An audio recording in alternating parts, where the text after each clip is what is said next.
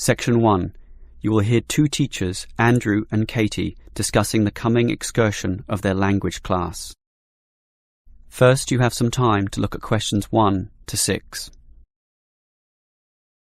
You will see that there is an example that has been done for you. On this occasion only, the conversation relating to this will be played first. Well, we have this school excursion planned, but when exactly is it? Is it this Tuesday or Wednesday? Well, it can't be Tuesday with the English tests taking place. Ah, right, not Tuesday but Wednesday. That's right, all day Wednesday, taking a bus outside the city. The excursion is on Wednesday, so Wednesday has been written in the space. Now we shall begin.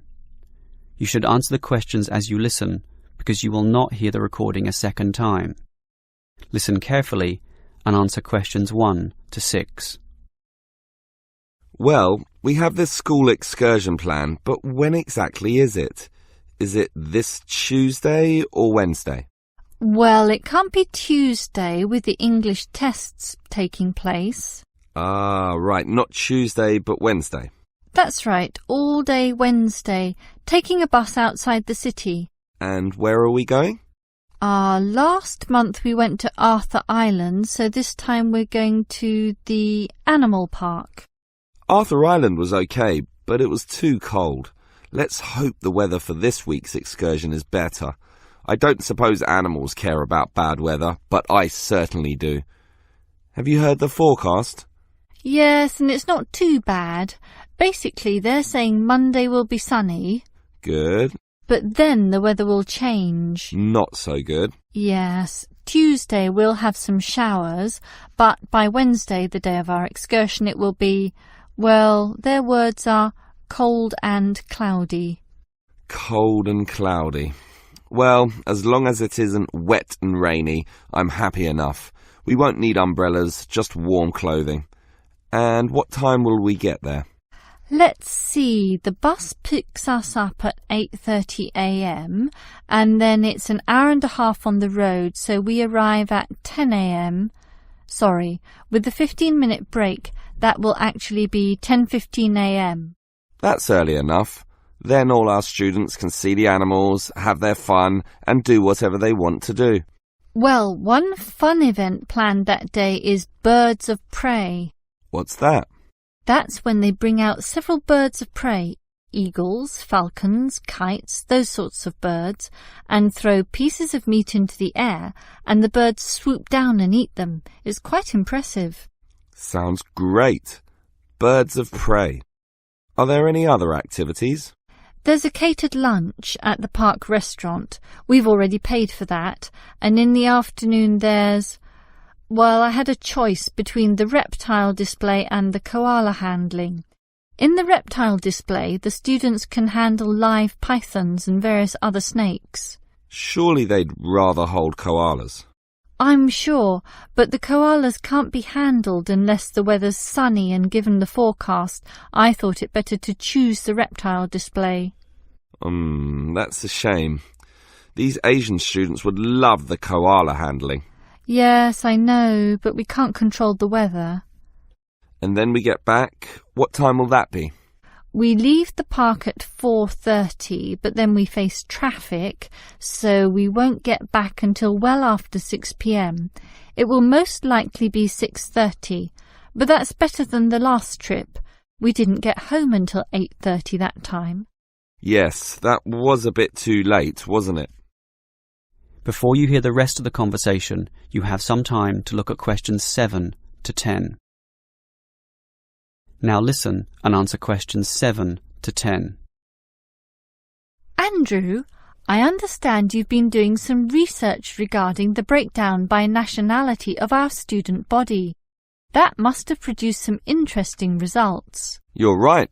I got some statistics from head office. I would imagine that most of our students are either Japanese or Chinese. You imagine right. But it's the Chinese who constitute the majority, but only just. I had thought Koreans might be second, but it's actually the Japanese, quite close behind.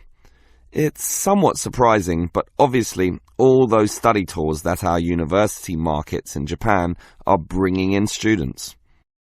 What's the breakdown exactly? Japanese are a quarter of the whole, which is considerable. Last year they were only 16%, so that market has grown nicely. The only other proportions of some weight are the Indonesians and Koreans, about the same. Indonesians at 15% and the Koreans are a little higher, not like last year when they were less than 10%.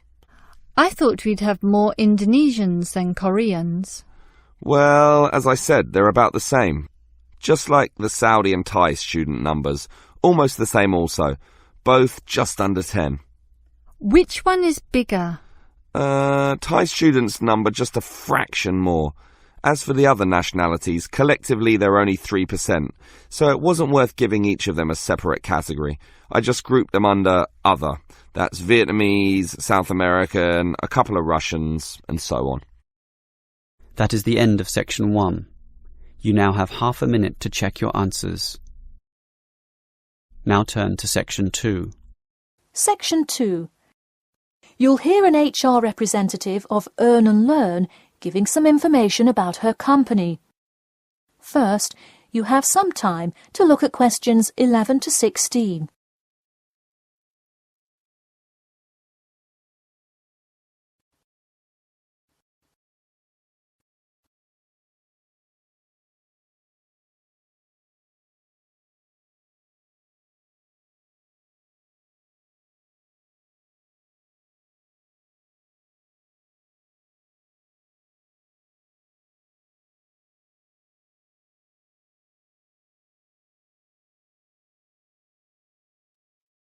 Now listen carefully and answer questions 11 to 16. Welcome to all of you. Can everybody see and hear me? Good. I'm Sarah Connor, an HR representative of Earn and Learn. I have been asked today to talk to you about our company. So, for those of you who don't know very much about the company, let me start by giving you some basic information about it. Earn and Learn started nearly 20 years ago. It is not a charity but a for-profit company that enables promising entrepreneurs to make money while traveling. During the past 10 years, it has grown rapidly and has gained great influence in most countries of the world. We have a partnership with the school and take a large number of recent graduates from the business school. So, if you are a recent graduate, I'd say you can consider applying to our company. Before your application, you might be curious about what sort of places you could go to. There are 4 main locations, but you also have the freedom to submit a different location, and if they can make the necessary arrangements, you can go. The first country Earn and Learn established locations was the US, where you may choose from multiple locations, as long as you can commit to their more rigid schedule of August to December. Also, you could do the Australia internship. That one is really cool. You work at a wildlife shelter and learn about the business practices of non-profit organizations. You do have to be willing to commit 8 months for that one, though. Perhaps that's a long time to be so far away, but I would say it is really an amazing opportunity. I don't know whether some of you are in decent physical shape. If so, the South Africa internship is another exciting one. You learn a lot about sustainable farming, but you would be doing some of the manual labor involved in maintaining a farm. Indeed, it's hard work, but I think you would definitely be able to do it. It may be wise to wait until after their summer is over, so it's not so terribly hot. In addition, there is a most recently established location in India. This one gives you more of a study abroad feel, given that they arrange a host family for you to stay with. In the other locations, you live in an apartment with other interns, so this is definitely a unique experience. Before you hear the rest of the talk, you have some time to look at questions 17 to 20.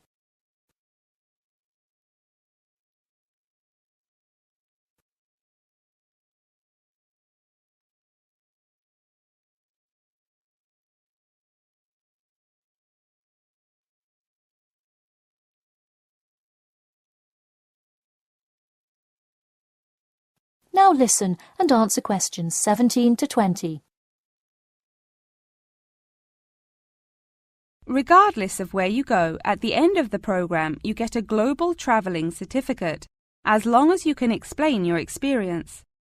You can provide a written log of what you did. I recommend writing journal or blog entries about what you do every day, or a weekly summary of each day. Of course, you don't have to write up a formal report or anything like that, and you need to apply for it once you have returned. Some students may want to know whether this is a paid internship. Actually, you have to pay for the flight there yourself. But you have the opportunity to create your own small business, which could earn you money if it's successful. So basically, you pay for it all up front, but when you're there, you can find ways to make money. That is to say, you pay for 2/3 of the cost up front as a deposit, and then give the final installment 1 month prior to your return. Finally, I have to remind you that you need a health check before you go, to make sure you're not going to spread any communicable diseases. In addition, before you go, you don't have to attend any meetings or workshops. You'll meet everyone you'll be working with once you get there. Okay, well, that's all I've time for today. Thanks for listening, and I'm happy to take any questions if you have them. That is the end of section 2. You now have half a minute to check your answers.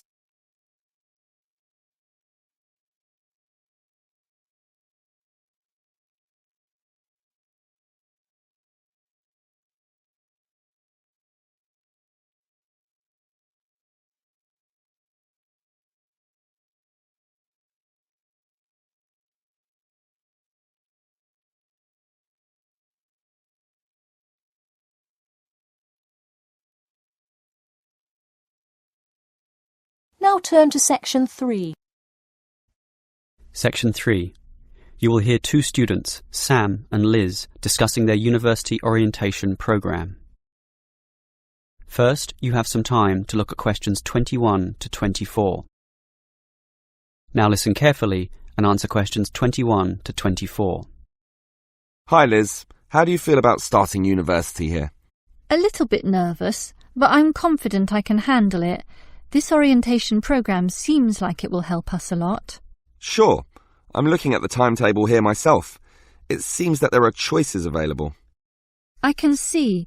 So, what are you going to do Monday afternoon? In the morning we all have the opening lecture, but it looks like we have a choice later that day, as you said.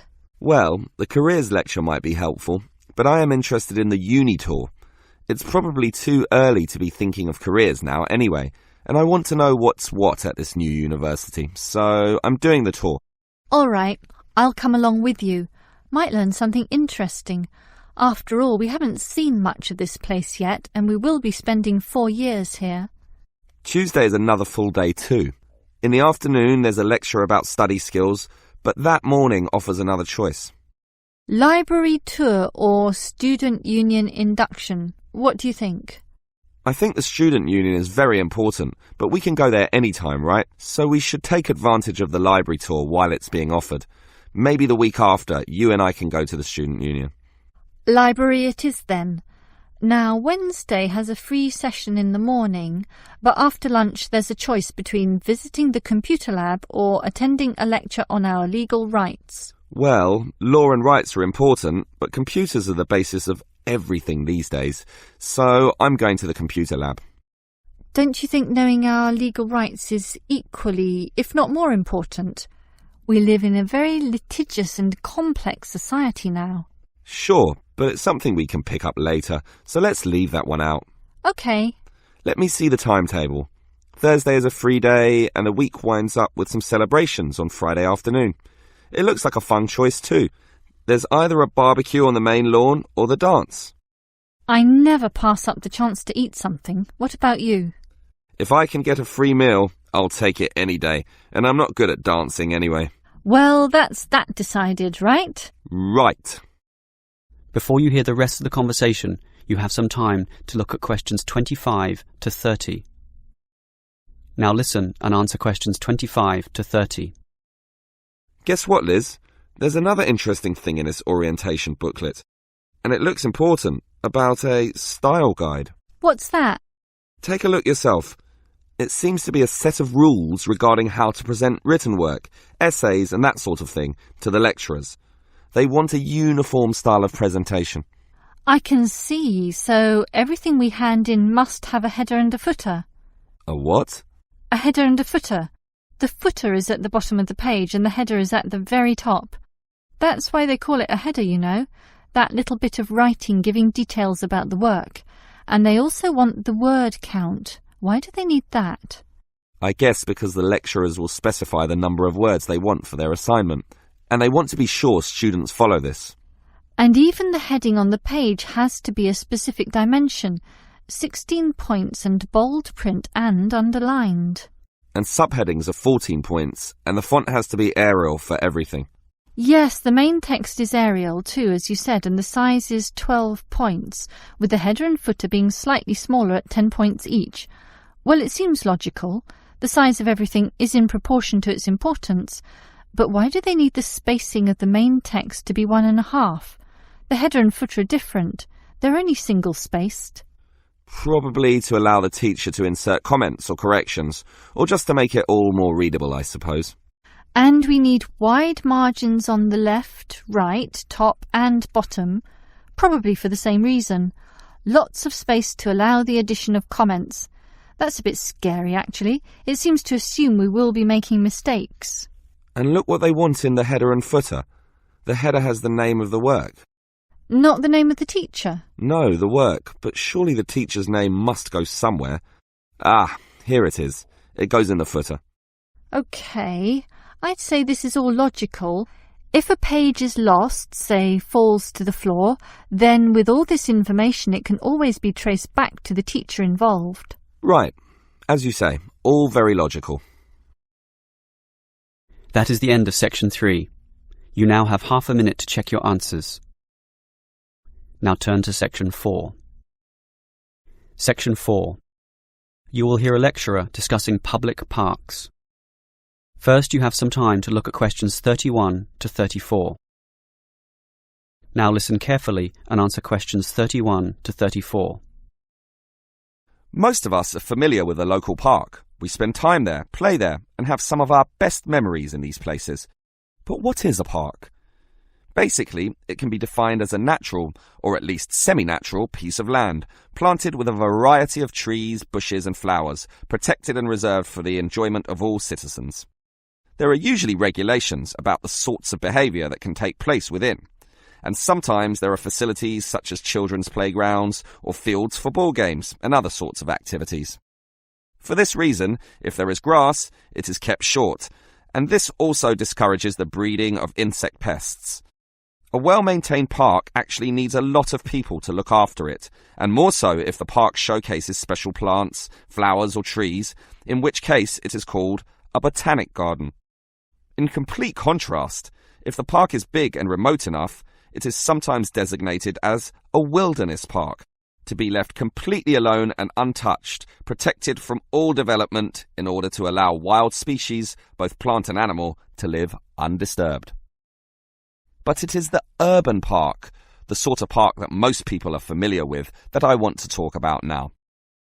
These preserve natural landscapes for the pleasure of the urban population, most commonly just for passive recreation. In other words, allowing people just to observe the trees and lie in the grass, and such passive recreation is certainly needed. Before you hear the rest of the lecture, you have some time to look at questions 35 to 40. Now listen and answer questions 35 to 40. Continuing on the subject of parks, it might surprise you to know that once there were none. 1,000 years ago, there was no need, since there were already extensive open spaces, forests and wilderness surrounding most cities and towns, for example in Europe. These dark, dank forests were large and even dangerous, full of wild animals and with the potentially fatal result of getting lost. Hence, fairy tales evolved about witches living in these areas and the wolves and bears which could threaten young children. However, with the rapidly increasing human population, the original wilderness and natural open spaces were intruded upon. Forests were cut down as population spread, and with them, urban pollution and further deforestation. But it was only with the advent of the Industrial Revolution that people realised natural areas needed to be preserved to give the populace access to the sort of nature that was fast disappearing due to the uncontrolled development and demand for resources. The first park expressly designed for that purpose is usually considered to be Prince's Park in Liverpool. This was in 1841 on land donated to the public by a rich iron merchant. With such a generous donation, worth about £50,000, the council decided to invest £5,000 of its own money in making it look good. Consequently, they hired a landscape designer, Joseph Paxton, who designed twisting turning pathways among shade-giving trees, all based around a central lake. In many ways, it became the prototype for all later large parks, including the famous Central Park in New York. But if we were to pick the park that most people are familiar with, it would be the much smaller neighbourhood park. These can be tiny, but by being in the midst of extensive development and dense populations, they are increasingly seen as a refuge, where one can get a glimpse of true nature. Many psychologists now maintain that this glimpse is necessary, for ultimately, as a species, we have an innate affinity for nature, and the concrete urban zoo clashes with our inner being. This has seen the rejuvenation of many urban parks that were once left to decay, for example, in New York or London, and indeed some cities such as Melbourne are known all over the world for their abundance of carefully maintained parks, including a world-famous botanic garden. That is the end of section 4. You now have half a minute to check your answers. That is the end of the listening test. In the Ielts test, you would now have 10 minutes to transfer your answers to the answer sheet.